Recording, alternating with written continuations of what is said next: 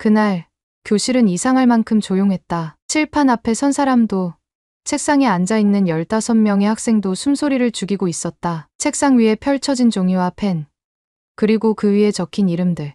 그것은 단지 단어가 아니었다. 그것은 들리지 않던 목소리였고 억눌려 있던 삶의 고백이었다. 그 순간 나는 교실 저편에서 한 아이가 조용히 울고 있는 것을 보았다. 그녀는 니르완이라는 이름을 한글로 쓰고 있었다. 처음이에요.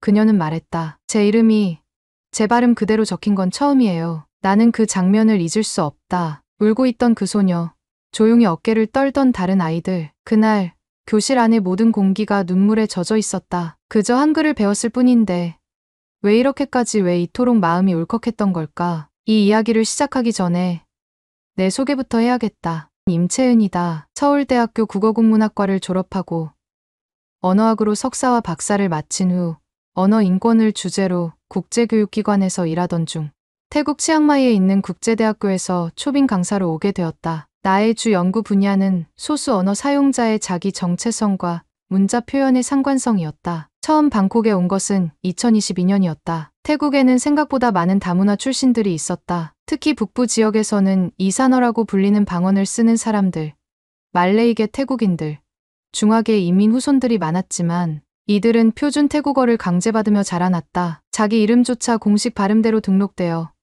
자신이 쓰는 이름이 서류와 다르게 불리는 게 일상이었다. 한 번은 공공도서관에서 자원봉사를 하며 아이들의 독서 지도를 하던 중 한 아이가 나를 조심스레 불렀다. 선생님, 한국에서는 자기 이름을 자기 마음대로 쓸 수 있어요? 처음엔 단순한 호기심인가 싶었다. 하지만 나는 곧 그 질문 속에 담긴 무게를 느꼈다. 자기 마음대로라는 말은 이 아이에게 있어서 있는 그대로라는 뜻이었다. 이름을 바꾸고 싶은 게 아니었다. 단지 자신이 태어날 때 받은 그 소리 그대로 남들이 불러주기를 바랐던 것이다. 태국에서 이산 방언을 쓰는 아이들은 주민등록증에도 표준어로 바뀐 이름이 적힌다. 학교에선 그 이름을 또 다르게 부른다. 친구들은 발음을 희화화하고 선생님조차 매번 틀린 이름으로 호명한다. 내 이름이란 것이 누군가에 의해 매번 변형되고 왜곡되는 것. 그것이 이 아이들의 현실이었다. 나는 잠시 생각한 뒤 조심스럽게 대답했다. 한국에선 이름을 마음대로 바꾸진 않아. 하지만 자기 발음을 그대로 적을 수 있어. 그걸 가능하게 해주는 게 바로 한글이야. 그 아이는 조용히 고개를 끄덕였다. 그리고 나직이 말했다. 부럽다. 그 한마디가 내게 전부였다. 그날 이후 나는 이 아이들을 위한 수업을 만들어야겠다고 결심했다. 하지만 시작은 조심스러웠다. 태국에서는 언어는 곧 정치였다. 특히 표준어 외의 언어 사용은 종종 지역주의나 분리주의와 연결되곤 했다. 실제로 정부는 다문화 언어 교육에 매우 소극적이었고 외국어 교육 역시 민감한 사안이었다. 특히 한국어는 드라마와 K-POP로 인해 인기는 높았지만 동시에 정체성 혼란이라는 프레임 아래 종종 견제를 받았다. 그래서 나는 정식 학교 외에 방콕 시내의 작은 한국어 학원에서 일하며 그곳에서 따로 문화교양 강좌라는 이름으로 조심스럽게 수업을 열었다. 단지 한국어 문자를 가르치는 수업이었다. 훈민정음의 창제 원리, 자음과 모음의 조합 방식, 그리고 한국어 이름의 구조 등을 가르치며 학생들에게 자기 이름을 적어보게 했다. 그런데 놀라운 일이 벌어졌다. 아이들은 한글에 빠져들었다. 그 이유는 단 하나, 한글이 자기 이름의 발음을 가장 그대로 표현할 수 있는 문자였기 때문이다. 그들이 쓰던 태국어 문자로는 담을 수 없던 미묘한 억양과 모음의 구분을 한글은 너무도 쉽게 잡아냈다. 니르완이라는 아이는 북부 방언을 쓰는 이상계 소녀였다. 그녀는 태어나서부터 자신의 이름을 사람들이 정확히 불러준 적이 없었다. 주민등록증에는 니라완으로 되어 있었고 학교에서는 니라반이라고 불리기도 했다. 하지만 그녀의 가족은 언제나 니르완이라고 불렀다. 그 소리는 그녀의 정체성이자 유일한 자존감이었다. 그런 그녀가 한글로 니르완이라고 적고 그 발음을 소리내 읽었을 때 나는 그 아이의 눈에서 번지는 감정이 뭔지 알 수 있었다. 그것은 자신이 존재한다는 걸 처음으로 확인받는 감정이었다. 이것은 단지 한 명의 이야기가 아니었다. 수업에 참석한 대부분의 아이들이 그런 사연을 안고 있었다. 말레이계 소년 아즈리는 부모가 붙여준 이름을 친구들이 웃긴 이름이라며 놀리자 스스로 태국식 발음을 택해 정체성을 포기했었다. 그런데 한글로 아즈리라는 이름을 처음 썼을 때 그는 이렇게 말했다. 이건 나예요.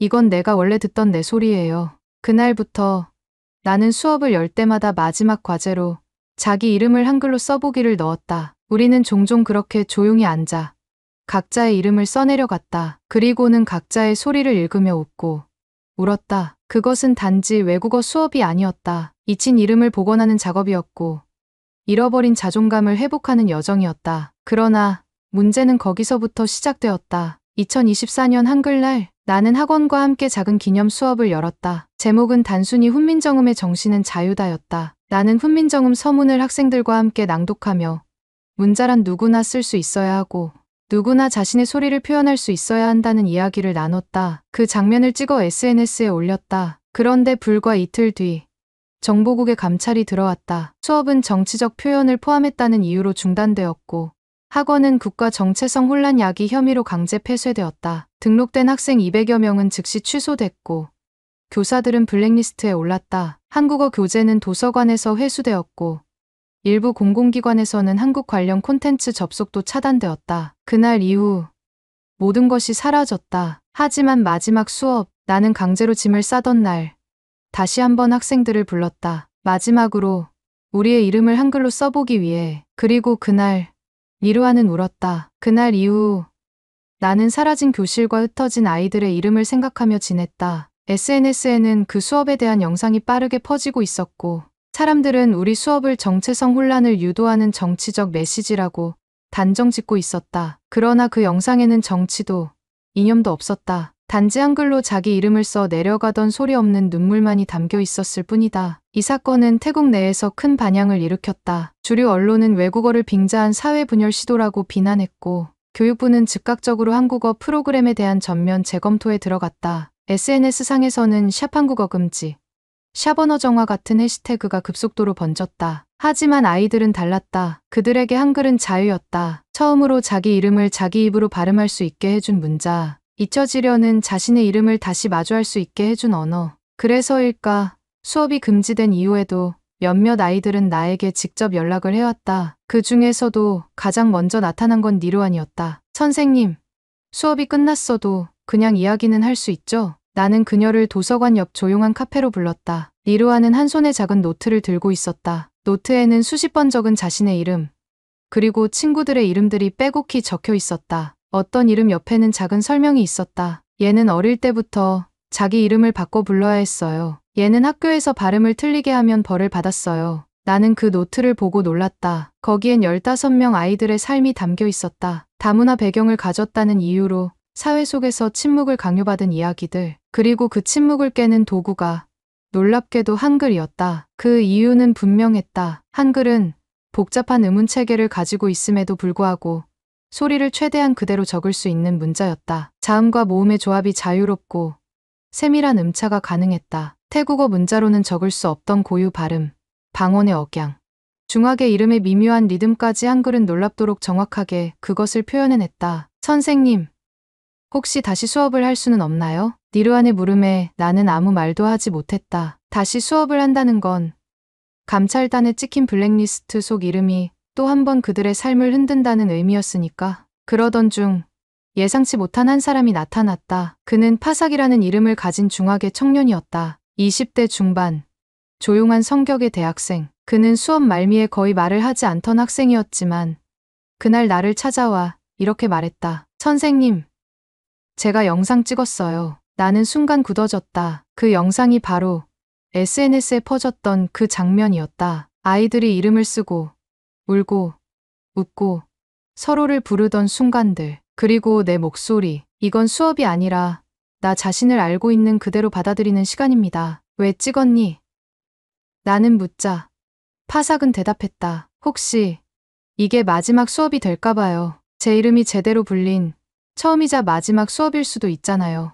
그 순간 나는 무너졌다. 그리고 동시에 알았다. 이 아이들이 느낀 감정이 얼마나 깊고 진심이었는지. 단지 한글로 이름을 썼을 뿐인데 왜 그렇게 큰 의미였는지를. 나는 다시 마음을 다잡았다. 수업은 불가능했다. 그러나 이름을 나누는 일은 누가 뭐라 해도 멈출 수 없었다. 그래서 우리는 다시 만났다. SNS가 아닌 사람과 사람 사이의 공간에서, 주말마다 열리는 야외 벼룩시장에서.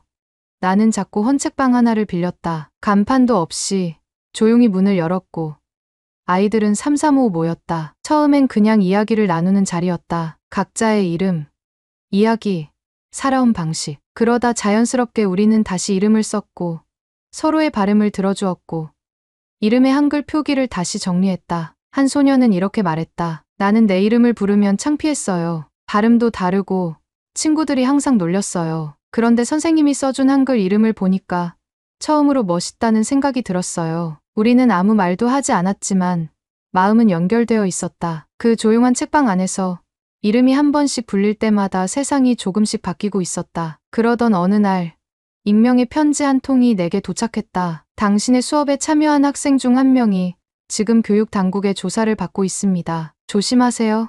그날 이후 나는 다시 교실로 돌아갈 수 없었다. 하지만 그들이 내게 남긴 단 하나의 믿음. 우리는 계속 우리를 불러야 해요. 우리가 우리를 부르지 않으면 아무도 불러주지 않아요. 그 믿음이 나를 다시 앞으로 나아가게 만들었다. 어김없이 그날도 평소와 다름없이 시작되었다. 나는 여느 때처럼 벼룩시장 옆 작은 헌책방에 먼저 도착해 책들을 정리하고 차를 끓였다. 책상 위에는 학생들이 남긴 이름 표기가 적힌 노트들이 놓여 있었다. 파삭이 만든 한글 이름 노트는 어느새 정리되어 제법 책 한 권 분량이 되었다. 표지엔 이렇게 적혀 있었다. 우리는 우리를 부르고 있다. 그날따라 학생들은 늦었다. 왠지 모르게 불안한 기운이 감돌았다. 그리고 잠시 뒤 이르환이 숨을 헐떡이며 문을 열고 들어왔다. 선생님, 파삭 잡혀갔어요. 순간 숨이 멎는 듯했다. 그게 무슨 말이야? 정보 감찰국이 파삭집에 들이닥쳤대요.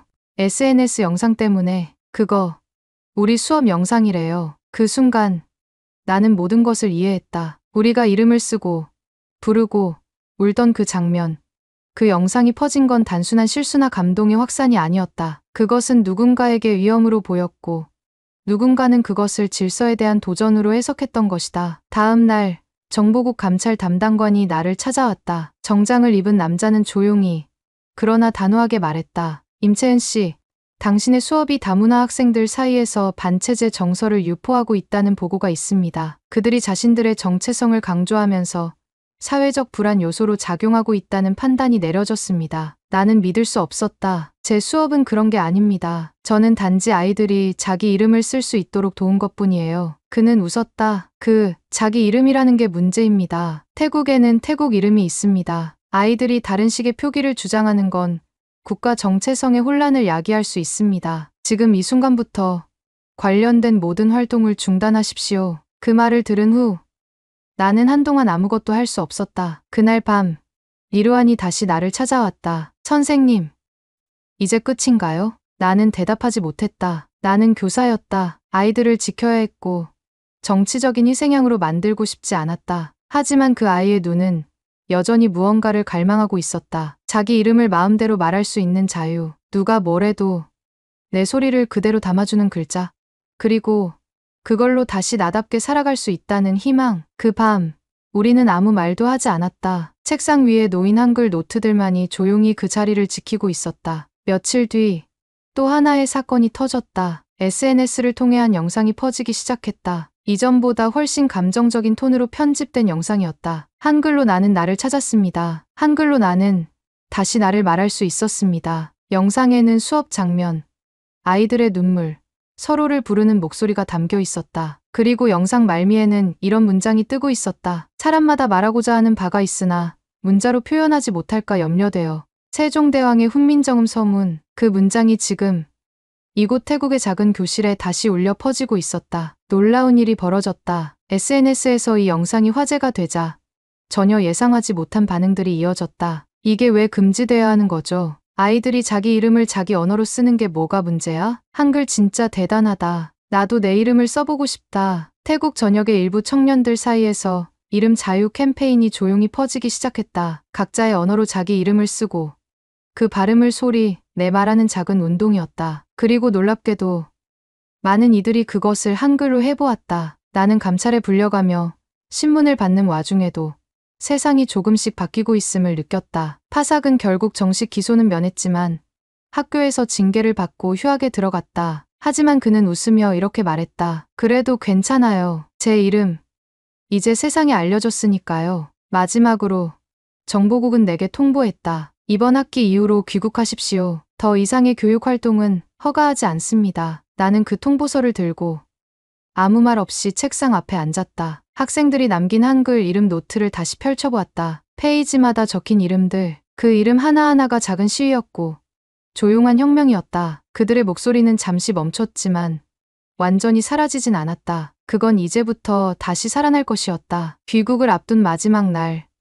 나는 다시 그곳으로 향했다. 폐쇄된 학원이 아니라 그 뒤편의 헌책방, 우리가 이름을 나누고 마음을 나누었던 작은 공간, 문은 굳게 잠겨 있었고 먼지 낀 유리창 너머로는 여전히 아이들이 남기고 간 이름 노트가 책상 위에 놓여 있었다. 나는 조심스레 그 앞에 서서 눈을 감았다. 이름들이 떠올랐다. 니르완, 아즈리, 파삭, 소피아, 춘, 라미, 마린. 단 한 명도 나에게 단순한 제자가 아니었다. 그들은 모두 이름을 잃었다가 다시 되찾은 사람들이었고 한글은 그들이 자기 자신에게 건넨 첫 인사였다. 내 짐을 챙기던 날, 니르완이 마지막으로 찾아왔다. 손에는 하얀 종이 한 장이 들려 있었다. 선생님, 이건 저희가 마지막으로 만든 거예요. 혹시 언젠가 한국에 가시면 이걸 좀 보여주세요. 그 종이엔 15명 아이들의 이름이 한글로 적혀 있었다. 맨 아래 이렇게 쓰여 있었다. 이건 우리가 어떤 사람이었는지, 그리고 앞으로 어떤 이름으로 살아가고 싶은지를 기억하기 위한 거예요. 한글은